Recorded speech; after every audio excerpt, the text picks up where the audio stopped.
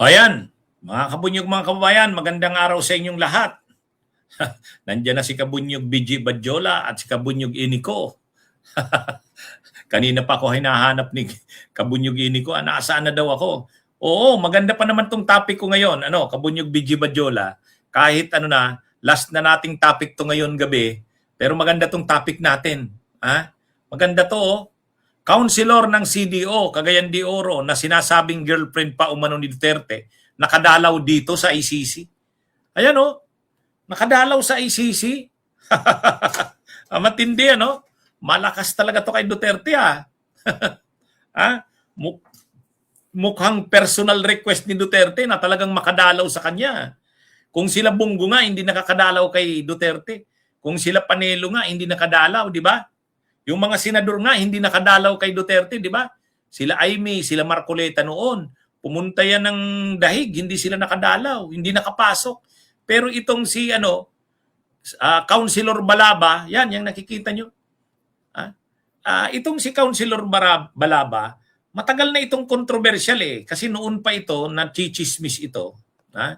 Nachichismis ito na girlfriend pa daw ito ni Duterte. Ay di ba si Sara Duterte naman ang nagsabi niyan? Sabi ni Sara Duterte, playboy daw yung kanyang ama eh. Kahit ano na daw, may edad na pero marami pa rin daw girlfriend. Sa Kabunyog Sakura, shout out sa inyo. O yan hindi po yan tingnan nyo August 10, 2026, Balaba shares her meeting with former President Duterte in The Hague. Kita nyo? Napanood ko yung interview dito kay Councilor Balaba, kaya lang hindi ko maintindihan eh. Bisaya yun eh. Pero ang sinasabi niya nga na nadalaw niya daw si Duterte.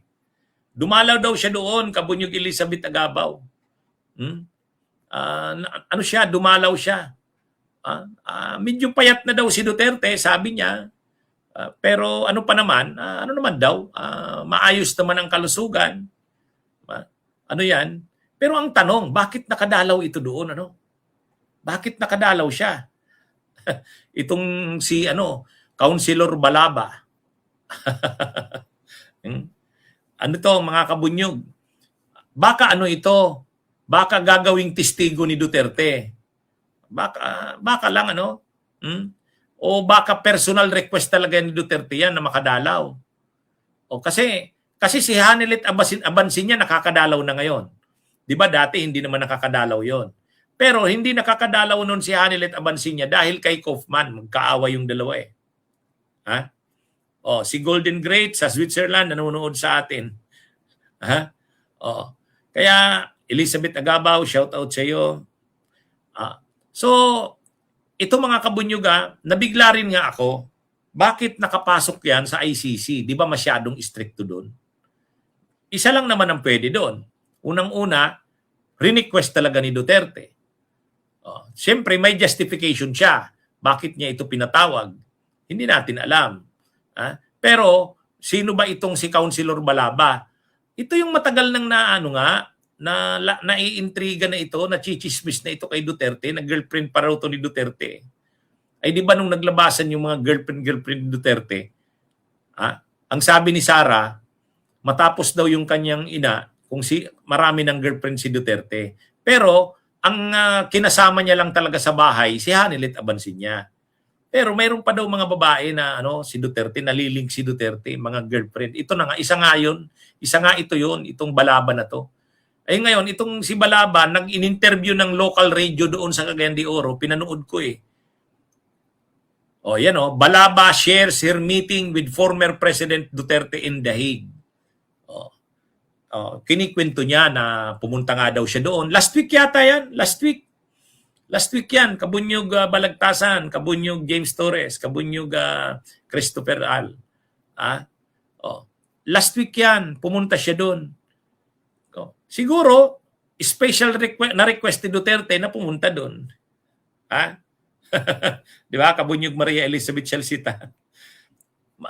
Special na request yata ni Duterte kaya pinagbigyan ng ICC. May justification siya dyan. Ano ba ito?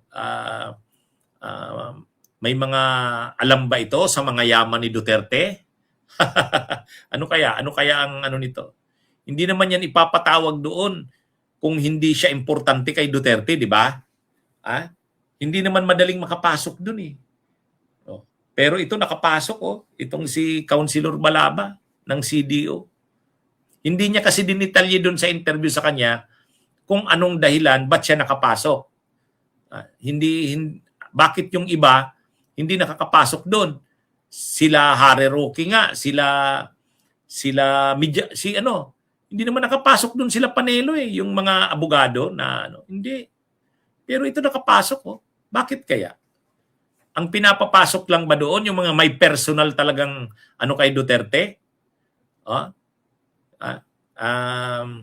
Talagang may relasyon si Duterte kasi si Hanelit Abansinya nakakapasok. Siyempre si Elizabeth Zimmerman nakakapasok. O nga ano ang common sa mga nakakapasok doon? Pamilya ni Duterte. Yung legitimate, yung legal niyang pamilya nakakapasok.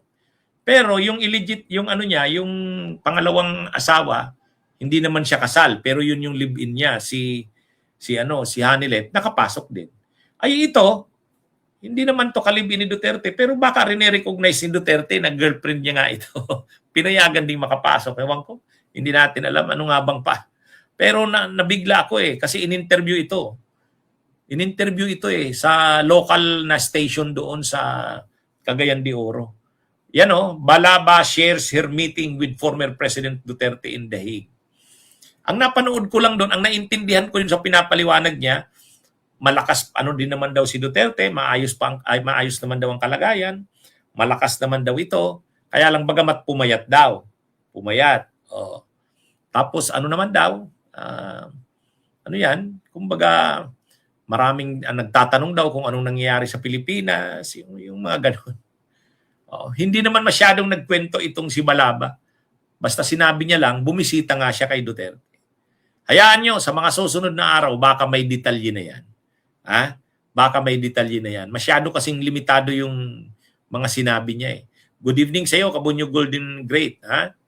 Good evening. Kay James Torres, good evening din. Si Manuel Gabino. Tama ka, si Aimee, si Robin, si Panelo, si Rocky, hindi na makapasok. Pero ito nakapasok Baka mayroong balita tungkol diyan sa susunod na mga araw. Siyempre magkakaintriga ito. Doon kasi ito in-interview sa local radio station sa Cagayan de Oro. Pero ngayon, sigurado kukontakin na ito ng national media. Kukontakin na 'yan. Pag kinontak na 'yan ng national media, malalaman na natin yung detalye niya, 'di ba? Jean Paul. Kaya may mahalagang role ito kay Digong, tama ka sa Sakura, sa tingin ko nga. Okay, mga kabunyog, mga kabayan, magandang gabi sa inyong lahat. Mabuhay po tayo.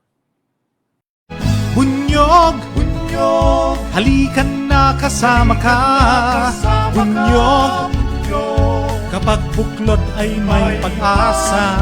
Luzon, Visayas, Mindanao, isa ang pananaw. Sa bagong Pilipinas ang bunyog isisigaw.